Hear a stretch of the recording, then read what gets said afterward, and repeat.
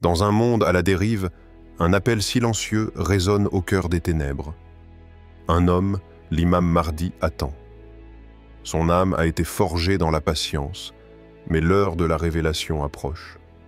Et aujourd'hui, dans un désert perdu de l'histoire, un cheikh venu de l'au-delà murmure des paroles sacrées.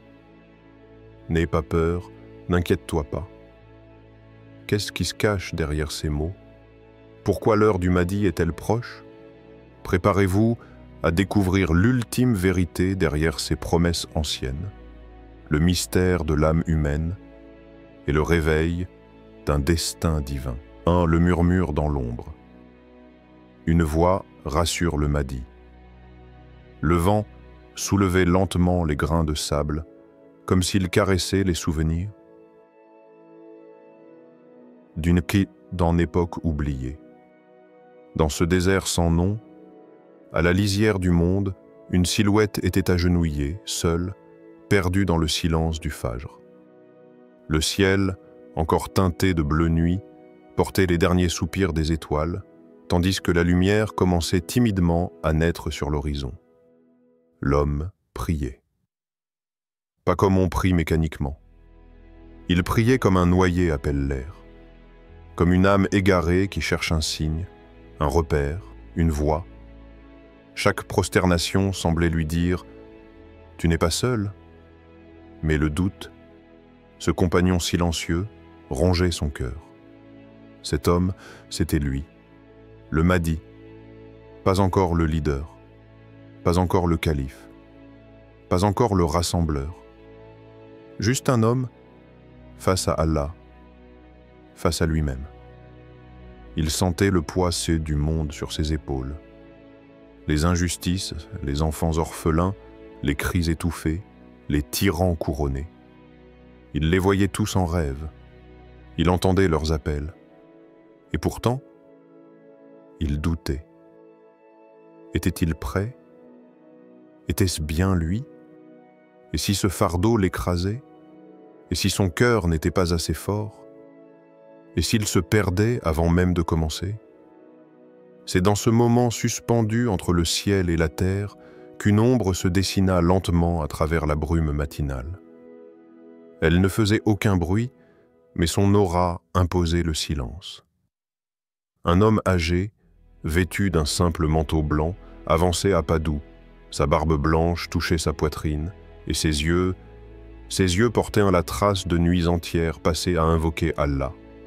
Il n'y eut pas de présentation, pas de salutation. Le silence parlait pour eux. Le cheikh s'agenouilla doucement à ses côtés, et après un long soupir, il dit d'une voix aussi paisible que le vent du matin, « N'aie pas peur, n'inquiète-toi pas, ton âme est déjà préparée, et ton corps sera guidé par la lumière. » Ces mots ne furent pas entendus par l'oreille. Ils furent absorbés par l'âme, comme une douce pluie qui tombe sur une terre desséchée. Le Mahdi sentit quelque chose en lui se briser, une coquille, une muraille. Quelque chose s'effondrait. Et ce n'était pas une faiblesse, c'était un éveil. Car depuis des années, il portait ce poids en silence. Mais personne ne lui avait dit qu'il avait le droit de douter. Personne ne l'avait regardé comme un être humain avant d'être un guide. Personne ne lui avait parlé avec cette voix venue d'un autre monde. Peut-être était-ce un ange, peut-être un wali, peut-être était-ce Allah qui parlait à travers ce cheikh. Il ne savait pas. Mais ce qu'il savait, c'est que ces mots venaient de la vérité. Le cheikh posa alors sa main sur sa poitrine, juste au-dessus du cœur, et murmura un dernier mot. Celui qui est choisi est d'abord purifié par la solitude. Ce que tu ressens est le signe que tu es en chemin. Puis il se leva, et sans un mot de plus, il repartit, laissant derrière lui le sable, le silence, et un Mahdi qui, pour la première fois, ne pleurait plus de peur, mais de gratitude. Et toi, frère, sœur, As-tu déjà vécu ce moment étrange et bouleversant, où une parole t'a frappé en plein cœur, comme si elle ne venait pas de ce monde? As-tu déjà senti, au milieu de tes doutes, qu'Allah t'envoyait un rappel, une lumière, un souffle d'espoir, à travers un mot, un regard, un silence, le souvenir d'une promesse, l'histoire du cœur patient. Il était une fois, dans un village oublié par les cartes et les hommes, un enfant nommé Yahya. Dès sa naissance, les anciens disaient qu'il avait les yeux de l'intérieur. Il ne pleurait pas beaucoup. Il écoutait. Il observait le vent, les feuilles, le silence, comme s'il cherchait un message. Mais ce qui le distinguait surtout, c'était ce rêve étrange qu'il faisait chaque nuit. Dans son sommeil, il voyait son cœur. Pas métaphoriquement, il le voyait vraiment. Suspendu dans un ciel étoilé, doucement battant, et en son centre, une clé dorée, scintillante. Il ne savait pas à quoi elle servait, ni quelle porte elle devait ouvrir. Mais elle était là, vivante, présente, constante. En grandissant, Yahya traversa les saisons de la vie comme tout homme. L'amour, les pertes, les trahisons, les longues nuits à interroger le plafond. Et toujours, cette question silencieuse l'habitait. Pourquoi ai-je cette clé? Pourquoi moi? Quelle est cette porte que je dois ouvrir? Les années passèrent. Yahya devint un homme, puis un voyageur. Un de ceux qui ne cherchent pas un lieu, mais un sens. Un jour, dans une région aride où la terre semblait craquer sous le poids de ses propres secrets, il rencontra un vieil homme assis sous un arbre sec. Le vieillard portait un manteau couleur sable, et son regard, son regard, c'était celui de quelqu'un qui avait vu derrière le voile. Yahya s'approcha, et sans qu'il n'ait à prononcer un seul mot, le vieil homme lui dit « Allah place en certains des secrets qu'ils ne découvriront qu'au moment voulu. Ne cherche pas la porte, sois la patience. La clé t'ouvrira au temps fixé. » Ce fut tout. Puis le vieil homme disparut. Comme un mirage, comme un souvenir qu'on n'a jamais vraiment eu. Cette rencontre changea tout. Car Yahya a compris que la clé n'était pas là pour qu'il la force contre une serrure. Elle était là pour lui rappeler qu'il était fait pour quelque chose, même s'il ne le savait pas encore. Elle était la trace d'un serment oublié, un pacte ancien, une promesse faite avant même que le monde ne fût monde. Et maintenant, regarde le Mahdi. Il est comme Yahya. Il porte en lui une clé, mais cette clé n'est pas en or. Elle est faite de douleur, de silence, de prière, d'attente. Et comme Yahya, il se demande « Pourquoi moi? Pourquoi cette clé? Pourquoi cette attente interminable ?» C'est là qu'intervient le cheikh Al-Koussi. Pas comme un prophète, pas comme un savant, mais comme un miroir. Car parfois, Allah ne nous parle pas directement. Il nous parle à travers les visages, les regards, les voix qui croisent que notre chemin. Le cheikh est ce miroir que Dieu place devant une âme élue pour lui rappeler une chose simple. N'aie pas peur, n'inquiète-toi pas, ton corps est poussière, mais ton âme, elle, est lumière. Ces mots sont anciens, plus anciens que les langues. Ils viennent de l'instant où chaque âme a entendu « Ne suis-je pas votre Seigneur ?» Et chaque âme a répondu « Oui, nous en témoignons. » Alors peut-être que le doute du Mahdi n'est pas une erreur. Peut-être que sa douleur est juste le rappel d'une promesse oubliée. Une promesse faite dans un monde que nos yeux ne voient plus, mais que nos cœurs, eux, n'ont jamais vraiment quitté. Et toi, cette douleur que tu portes depuis si longtemps, cette impression de ne pas être d'ici, ce sentiment d'attente, ce feu qui brûle sans consommer, et si tout cela n'était que le souvenir d'une promesse ancienne entre toi et Allah, et si ton âme se souvenait de quelque chose, que ton esprit a oublié. 3. La peur est humaine, la faine est divine. Le vent frais de l'aube balaie doucement le sable. Le Mahdi, seul sur cette terre vaste et déserte, se sent étrangement petit face à l'immensité de la mission qui pèse sur lui. Ses mains tremblent, son cœur est lourd de questions qu'il n'a jamais osé poser. Il baisse la tête, se sentant écrasé par un poids invisible. Il murmure, plus à lui-même qu'à quiconque. « Pourquoi moi? Pourquoi ce poids sur mes épaules? Pourquoi cette tâche si lourde, cette mission si grande ?» Il n'a pas besoin de lever les yeux pour savoir que le cheikh est près de lui. L'homme sage, celui qui semble comprendre le langage de l'âme. Ce dernier s'approche, sans bruit, et pose une main douce mais ferme sur le cœur du Mahdi, comme un geste de réconfort, de présence.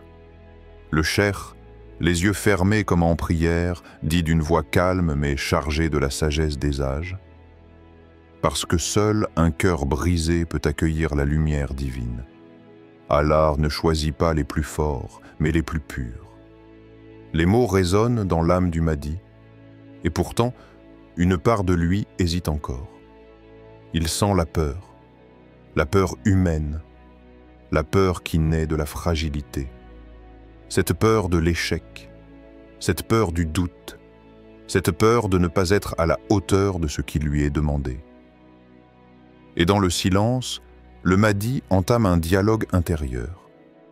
Ce n'est plus un simple murmure, mais une lutte entre sa peur et sa foi. La peur dit « Comment puis-je porter ce fardeau? Je ne suis qu'un homme. » La peur me consume. Je doute de ma propre force. Et si je tombais? Et si je faisais fausse route? Mais la foi, calme et résolue, lui répond dans les profondeurs de son cœur. La foi dit « Tu n'es pas seul. Tu ne seras jamais seul. Ta force ne réside pas dans ta chair, mais dans ta confiance en celui qui t'a créé. Ta peur est naturelle, elle fait partie de ta condition humaine. Mais ta foi est divine. » Le Mahdi, perdu dans ses pensées, sent une chaleur douce envahir son être, comme si une lumière invisible lui caressait l'âme. Il sait que la peur, bien qu'inévitable, n'est qu'un voile temporaire.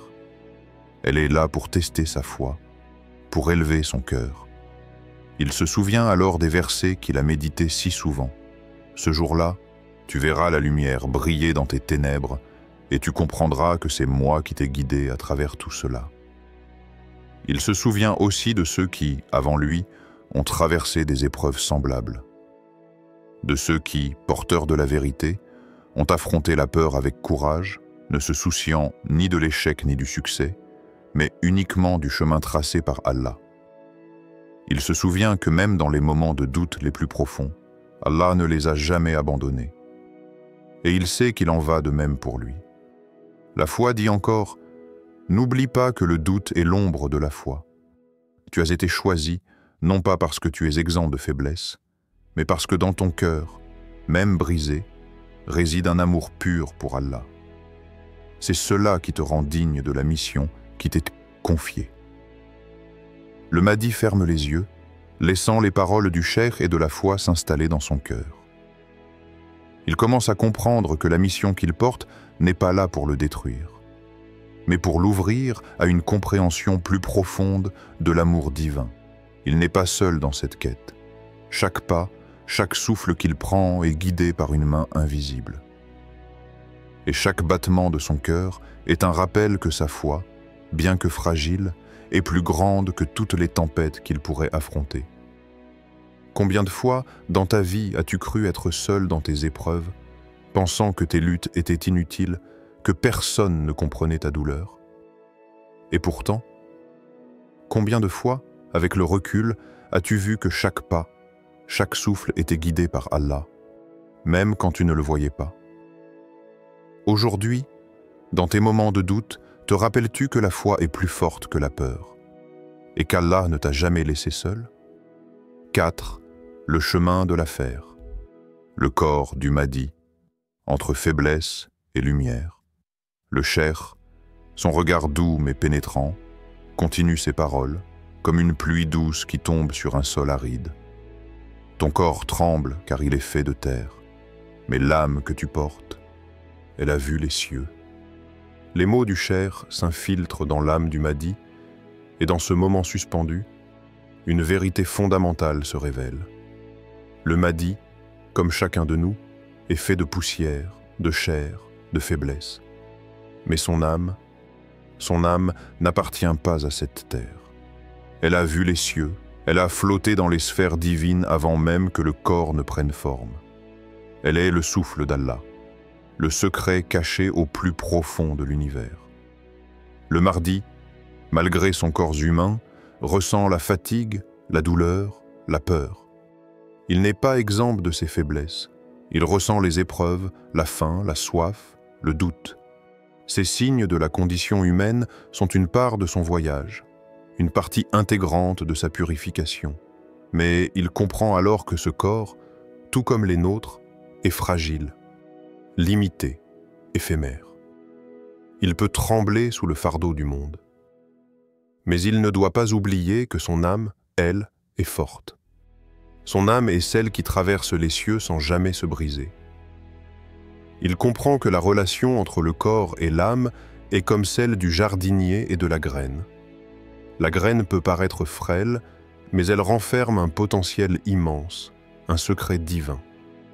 Le corps peut paraître faible, mais il est le vaisseau qui transporte cette âme vers sa destinée. Et si l'âme reste pure, elle peut élever le corps, le rendre capable de porter des fardeaux que l'homme seul ne pourrait jamais imaginer. C'est ici que la sagesse islamique brille de tout son éclat. Le Mahdi n'est pas un super-héros, n'est pas un être au-delà des autres. Il est un serviteur, un humble serviteur de la lumière divine. Il porte une mission divine, mais il reste, avant tout, un être humain. C'est dans cette humanité qu'il trouve sa grandeur. Il ne sera pas renforcé par la force de ses muscles ou la puissance de ses bras. Non, il sera renforcé par la prière, par l'amour d'Allah et par le soutien divin. Les muscles du Mahdi, comme les nôtres, se fatiguent, mais il sait que ce n'est pas de cette fatigue qu'il faut avoir peur. Il faut comprendre que c'est dans ces moments de faiblesse, dans ces instants de doute, que la lumière divine peut le pénétrer et le guider. Tout comme la terre nourrit la graine en silence, la faiblesse du corps nourrit l'âme en silence. C'est dans la fragilité que réside la pureté, et c'est cette pureté qui permettra à la lumière d'Allah de briller plus fort à chaque pas. Le cheikh, voyant que l'enseignement commence à pénétrer le cœur du Mahdi, lui raconte une histoire. Souviens-toi de Moussa, alayhi salam. Il se tenait devant Pharaon, tremblant de peur, doutant de sa capacité à accomplir la mission divine. Il était un homme comme un autre, avec des faiblesses et des peurs humaines. Et pourtant, Allah lui dit « N'aie pas peur, je suis avec toi ». Le Mahdi se remémore cette histoire. Moussa, pourtant envoyé pour défier un tyran impitoyable, portait les mêmes doutes que lui. Mais ce n'étaient pas ses forces humaines qui ont fait la différence. C'était sa foi en Allah, sa confiance dans la promesse divine. Et c'est cette même foi qui va guider le Mahdi, tout comme elle a guidé les prophètes avant lui. À cet instant, une profonde paix s'installe dans le cœur du Mahdi. Il comprend enfin que son corps, bien qu'il puisse être faible, est un instrument de la volonté divine. Il n'a pas à lutter contre sa fragilité. Au contraire, il doit l'accepter, l'embrasser, car c'est dans cette acceptation que réside la véritable force. C'est en laissant la lumière d'Allah pénétrer chaque recoin de son être qu'il trouvera la force d'accomplir sa mission. Souviens-toi de Moussa, alayhi salam, tremblant devant Pharaon, et pourtant, Allah lui dit « N'aie pas peur, je suis avec toi ». Moussa, avec son bâton de bois, affronte Pharaon, non pas par sa propre force, mais par la force d'Allah qui le soutient. Et si ton corps, aussi fragile soit-il, n'était pas un obstacle, mais le canal parfait pour que la force d'Allah se manifeste, peut-être que dans ta faiblesse, Allah veut simplement te rappeler que c'est lui qui est la véritable source de la force. Est-ce que tu vois tes défis comme une invitation à laisser la lumière d'Allah briller à travers toi? 5. L'heure approche, le refoulement du cache. Le cheikh se lève, une énergie palpable l'envahit. Ses yeux se fixent sur l'horizon, désormais teinté de rouge, comme si le monde lui-même se préparait à un bouleversement ultime. Le vent porte des murmures, des échos d'un avenir proche. Une inquiétude profonde envahit le ciel, comme si l'univers tout entier s'apprêtait à changer pour toujours. Il tourne lentement la tête vers le Mahdi, ses yeux remplis d'une sagesse infinie et d'une clarté glaçante. Il murmure avec force, mais d'une voix calme, presque solennelle. Le monde brûle, les signes se dévoilent, les 313 te cherchent. Lève-toi, Mahdi. Ton silence a duré assez longtemps. À cet instant, le Mahdi sent un frisson courir le long de son échine. La paix intérieure qu'il avait trouvée semble vaciller. Les mots du cheikh résonnent comme le glas d'un monde qui se désintègre, et il comprend alors que le moment qu'il redoutait est venu. Le silence dans lequel il se tenait, dans lequel il se cachait, n'est plus possible. Le monde autour de lui est en flammes, et la lumière de l'aube d'un nouveau commencement s'annonce. Les signes sont clairs, les signes que le cheikh avait précédemment évoqués sont désormais évidents dans le chaos qui se déploie autour du Mahdi. Le ciel, jadis paisible, est maintenant une mer de nuages sombres, balayés par des éclats de lumière surnaturelle. Les oiseaux fuient en masse, comme s'ils savaient que la fin des temps approche. Les tyrans, aveugles et arrogants, tremblent sans comprendre pourquoi, sentant dans leur âme que quelque chose de plus grand que leur pouvoir les dépasse. Le Mahdi, se levant à son tour, peut désormais percevoir l'intensité de l'heure qui frappe à sa porte. Un compte à rebours invisible s'est déclenché, et tout dans l'univers semble s'aligner sur cette vérité implacable. Ce n'est plus une légende, un mythe transmis par les générations passées. Non, le Mahdi est réel. Il est là, devant nous, prêt à accomplir son destin. Et la lumière divine l'accompagne, prête à illuminer chaque recoin de ce monde plongé dans l'obscurité. Il n'est pas seul. Le cheikh Al-Koussi, cet être mystérieux et sage, n'est pas simplement un vieil homme, non, c'est un guide, un messager envoyé dans l'invisible, celui qui a la tâche sacrée de réveiller le Mahdi, de lui rappeler sa mission divine, de le préparer pour la grande épreuve. Ce n'est pas une simple rencontre entre un disciple et son maître. C'est un acte divin, un tournant spirituel dans l'histoire de l'humanité. Dans cet instant suspendu, un vent chaud se lève, chargé de promesses et d'avertissements. L'écho des pas du Mahdi résonne dans la vallée, mais ce ne sont pas seulement ces pas qui marquent l'avancée. Ce sont les pas des 313, les guerriers du Khorasan, qui se rapprochent prêts à répondre à l'appel du Mahdi, à prendre leur place aux côtés du Sauveur. Ils sont invisibles aux yeux du monde, mais leur présence est certaine. Ils le cherchent, et bientôt, ils seront là, prêts à accomplir leur rôle dans la grande bataille finale. Le Mahdi se tient désormais droit, comme un arbre majestueux frappé par la lumière de l'aube. Il se sent traversé par une énergie qu'il n'avait jamais connue, mais qui semble lui être familière. C'est l'appel du destin, la main invisible d'Allah qui le pousse à se lever, à se préparer, à accomplir ce pourquoi il a été choisi. L'heure de la vérité est venue. L'univers tout entier se rassemble autour de ce moment. Chaque étoile, chaque brise, chaque murmure semble conspirer pour annoncer la grande transformation. Les tyrans se tordent dans leurs palais, ignorant que la fin de leur règne est proche. Les puissants tremblent, mais ils ne comprennent pas que le pouvoir qu'ils détenaient n'était qu'un mirage, une illusion. Le Mahdi, avec la guidance divine, apportera la lumière sur cette terre sombre. Et ceux qui ont cru, Ceux qui ont attendu se lèveront à leur côté. Et toi, dans ce monde en pleine nuit, es-tu l'un de ceux qui attendent ou l'un de ceux qui se préparent? As-tu pris ta place dans la grande quête de vérité ou restes-tu spectateur, espérant un jour être réveillé? Ainsi, la fin approche, mais c'est aussi un commencement.